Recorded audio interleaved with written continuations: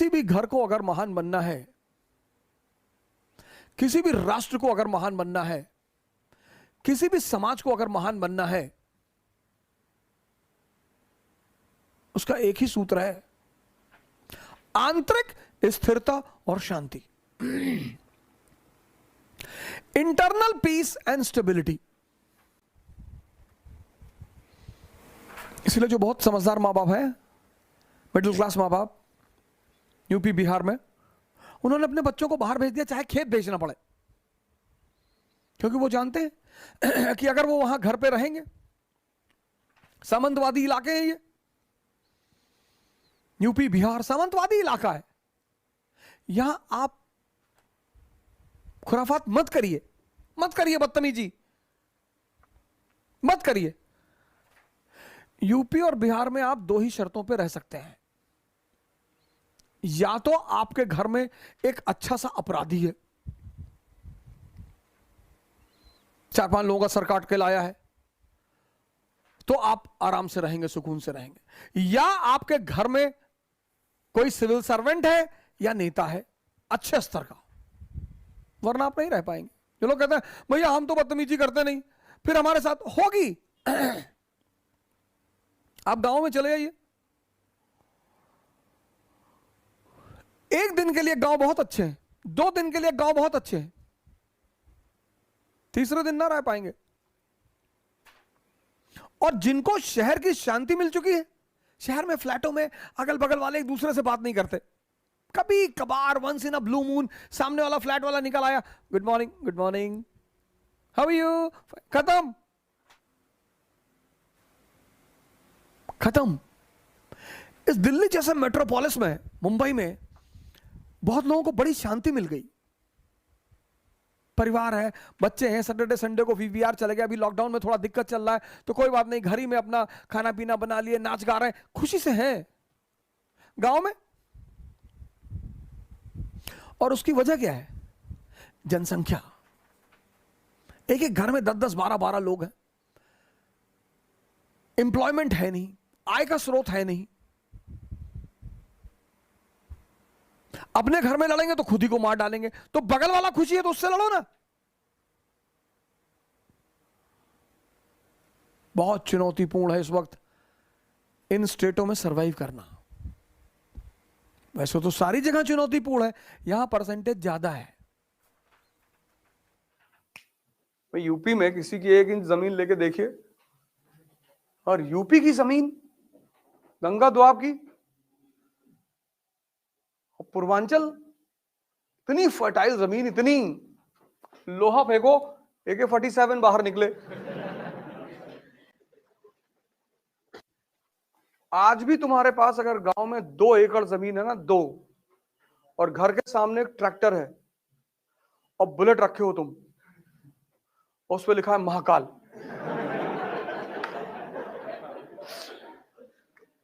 तो तुम्हारी स्टेटस चौधरी की है अपने इलाके में।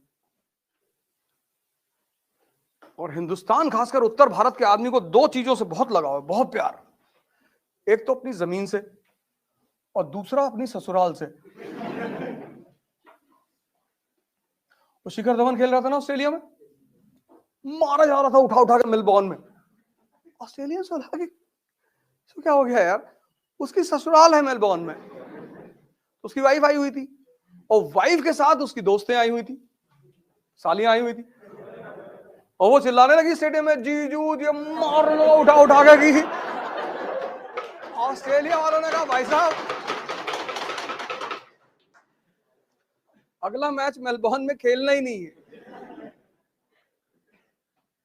2 चीज से बहुत लगाव है, जमीन और ससुराल। जमीन नहीं दे सकते, इसलिए बहुत सारे लोग जो गांव में, शहरों में सेटल हो गए, दिल्ली में, मुंबई में, कहे भैया हम गांव की जमीन बेच दिए, और तुम्हारे पास कोई ऑप्शन नहीं है। गांव का सोशल स्ट्रक्चर और शहर का सोशल स्ट्रक्चर बहुत अलग है। शहर में लोगों के एक बच्चा है, उसको इंग्लिश मीडियम में पढ़ा रहे हैं, मैरीलैंड स्कूल, वही मैगी खा के बड़ा हो रहा है। और गांव में एक एक घर में 7-7, 8-8 लड़के हैं,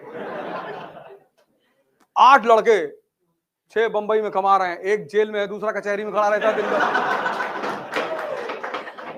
नहीं, तुम जब भी कचहरी जाओगे एक आदमी तुम्हें वहां मिलेगा, जब भी जाओगे तुम्हें मिलेगा कि कहा तिवारी, अरे वो देवरिया वाले केस में पेशी लगी। कुमार विश्वास से किसी ने पूछा कि दिल्ली के लड़के और यूपी के लड़कों में क्या फर्क है, बड़ा अच्छा आंसर दिया उसने, कहा दिल्ली के लड़के जवान होते हैं तो डेट पे जाते हैं और यूपी के लड़के जवान होते हैं तो तारीख पे जाते हैं।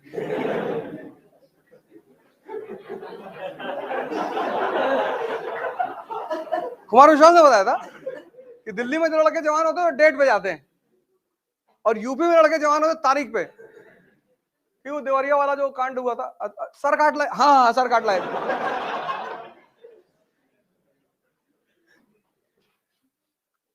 भाई साहब गांव में रहना आसान नहीं है, बहुत डेंजरस है। कौन कहां आग लगा रहा है किसी को नहीं पता। हम अभी आए 2 दिन पहले, गांव में ही थे। हम सब डिस्टेंस बना के रखते हैं, हमको जानते हैं सज्जन आदमी है। इसलिए हिंदुस्तान में वो तबका हमेशा शक्तिशाली रहा जिसका जमीन पे कब्जा रहा। इसलिए ब्राह्मणों ने इस देश में आज तक रिजर्वेशन का विरोध ही नहीं किया, क्योंकि जमीनें आज भी उनके पास हैं, उनको नौकरी चाहिए ही नहीं। रिजर्वेशन देके उन्होंने भारत में क्रांति को टाल दिया। माओवाद दे रिजर्वेशन, ले आओ नौकरी करो। तो जब घर में, और नौकरी में क्या है, एजुकेशन, एजुकेशन में क्या है, कैरेक्टर सर्टिफिकेट। तुम्हारा कॉलेज स्कूल का टीचर कैसे तुम्हें धमकी देता है कि लिख देंगे। हमारे कानपुर में है इकरा आईएएस बाय ओझा सर, जो आईएएस और पीसीएस की प्रेपरेशन के लिए लाए हैं बेस्ट फैकल्टीज फ्रॉम दिल्ली। तो अब मतलब वो सारे के सारे लोग जो कि आईएएस और पीसीएस की प्रेपरेशन के लिए दिल्ली जाने की सोच रहे हैं ना, तो अब उन्हें दिल्ली जाने की बिल्कुल जरूरत नहीं है, क्योंकि ओझा सर की देखरेख में इकरा आईएएस लाए हैं new offline batches for UPSC IAS PCS के बाद join NCERT basics and GS pre का मेंस फाउंडेशन बैच सिर्फ और सिर्फ इकरा आईएएस, वो भी 9 नंबर क्रॉसिंग हमारे शारदा नगर कानपुर में है।